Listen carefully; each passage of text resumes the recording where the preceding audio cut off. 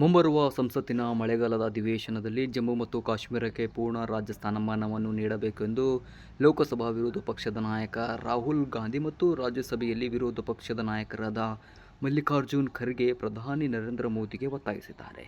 ಈ ಬಾರಿಯ ಸಂಸತ್ತಿನ ಮಳೆಗಾಲದ ಅಧಿವೇಶನದಲ್ಲಿ ಜಮ್ಮು ಮತ್ತು ಕಾಶ್ಮೀರಕ್ಕೆ ಪೂರ್ಣ ರಾಜ್ಯ ಸ್ಥಾನಮಾನವನ್ನು ಪುನಃಸ್ಥಾಪಿಸಲು ಮತ್ತು 6ನೇ ವೇಳಾಪಟ್ಟಿಯಡಿಯಲ್ಲಿ ಲಡಾಖ್ಗೆ ಸಂವಿಧಾನಿಕ ರಕ್ಷಣೆಗಳನ್ನು ವಿಸ್ತರಿಸಲು ಕಾಂಗ್ರೆಸ್ ನಾಯಕ ರಾಹುಲ್ ಗಾಂಧಿ ಮತ್ತು ಎಐಸಿಸಿ ಅಧ್ಯಕ್ಷ ಮಲ್ಲಿಕಾರ್ಜುನ್ ಖರ್ಗೆ ಒತ್ತಾಯಿಸಿದ್ದು, ತಮ್ಮ ಜಂಟಿ ಪತ್ರದಲ್ಲಿ ಜಮ್ಮು ಮತ್ತು ಕಾಶ್ಮೀರದ ಜನರ ಬೇಡಿಕೆಯಾದ ರಾಜ್ಯ ಸ್ಥಾನಮಾನವನ್ನು ಪುನಃಸ್ಥಾಪಿಸಬೇಕೆಂದು ಕೂಗನ್ನು ಎತ್ತಿ ತೋರಿಸಿದ್ದಾರೆ.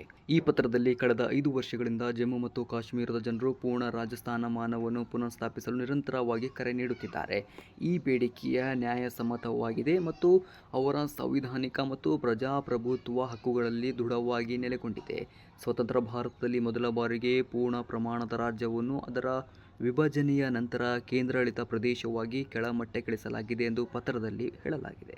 ಮೇ 19, 2024ರಂದು ಭುವನೇಶ್ವರದಲ್ಲಿ ನಡೆದ ಸಂದರ್ಶನ ಮತ್ತು ಸೆಪ್ಟೆಂಬರ್ 19, 2024ರಂದು ಶ್ರೀನಗರದಲ್ಲಿ ನಡೆದ ರ್ಯಾಲಿ ಸೇರಿದಂತೆ ರಾಜ್ಯ ಸ್ಥಾನಮಾನವನ್ನು ಪುನಃಸ್ಥಾಪಿಸಲು ಬದ್ಧತೆಯನ್ನು ಪುನರುಚ್ಚರಿಸಿದ ಪ್ರಧಾನಿಯವರ ಹಲವಾರು ಹಿಂದಿನ ಹೇಳಿಕೆಗಳನ್ನು ಗಾಂಧಿ ಮತ್ತು ಖರ್ಗೆಯವರು ಉಲ್ಲೇಖಿಸಿದ್ದಾರೆ. 370ನೇ ವಿಧಿ ಪ್ರಕರಣದಲ್ಲಿ ಸುಪ್ರೀಂ ಕೋರ್ಟ್ಗೆ ಕೇಂದ್ರ ಸರ್ಕಾರ ಸಲ್ಲಿಸಿದ ಸಲ್ಲಿಕೆಯನ್ನು ಸಹ ಲೋಕಸಭೆ ವಿರೋಧ ಪಕ್ಷದ ನಾಯಕರಾದ ರಾಹುಲ್ ಗಾಂಧಿ ಮತ್ತು ರಾಜ್ಯಸಭೆಯಲ್ಲಿ ವಿರೋಧ ಪಕ್ಷದ ನಾಯಕರಾದ ಮಲ್ಲಿಕಾರ್ಜುನ್ ಖರ್ಗೆ ಅವರು ಉಲ್ಲೇಖಿಸಿದ್ದಾರೆ. ಈ ಬದ್ಧತೆಗಳನ್ನು ಗಮನದಲ್ಲಿಟ್ಟುಕೊಂಡು ಜಮ್ಮು ಮತ್ತು ಕಾಶ್ಮೀರಕ್ಕೆ ಪೂರ್ಣ ರಾಜ್ಯ ಸ್ಥಾನಮಾನವನ್ನು ನೀಡಲು ಮುಂಬರುವ ಸಂಸತ್ತಿನ ಮಳೆಗಾಲದ ಅಧಿವೇಶನದಲ್ಲಿ ಕಾನೂನು ಮಂಡಿಸುವಂತೆ ನಾವು ಸರ್ಕಾರವನ್ನು ಒತ್ತಾಯಿಸುತ್ತೇವೆ ಎಂದು ಪತ್ರದಲ್ಲಿ ಉಲ್ಲೇಖಿಸಲಾಗಿದೆ. ಏತನ್ಮಧ್ಯೆ ಕಾಂಗ್ರೆಸ್ ನಾಯಕರಾದ ರಾಹುಲ್ ಗಾಂಧಿ ಮತ್ತು ಖರ್ಗೆ ಅವರು ಲಡಾಖ್ ಕೇಂದ್ರಾಡಳಿತ ಪ್ರದೇಶವನ್ನು ಸಂವಿಧಾನದ 6ನೇ ವೇಳಾಪಟ್ಟಿಯಲ್ಲಿ ಸೇರಿಸಲು ಪ್ರತ್ಯೇಕ ಶಾಸನವನ್ನು ಕೋರಿದ್ದಾರೆ. ಈ ನಿಬಂಧನೆಯು ಬುಡಕಟ್ಟು ಪ್ರದೇಶಗಳಿಗೆ ಹೆಚ್ಚಿನ ಸ್ವಾಯತ್ತತೆ ಮತ್ತು ಭೂಮಿ ಮತ್ತು ಸಾಂಸ್ಕೃತಿಕ ಹಕ್ಕುಗಳ ರಕ್ಷಣೆಗೆ ಅವಕಾಶ ನೀಡುತ್ತದೆ.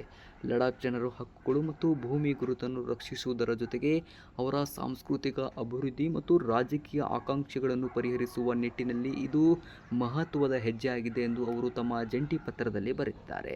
ಈ ವಿಡಿಯೋ ಬಗ್ಗೆ ಇರುವ ನಿಮ್ಮ ಅಭಿಪ್ರಾಯವನ್ನು ಕೆಳಗಿರುವ ಕಮೆಂಟ್ ಬಾಕ್ಸ್ನಲ್ಲಿ ತಪ್ಪದೆ ತಿಳಿಸಿ.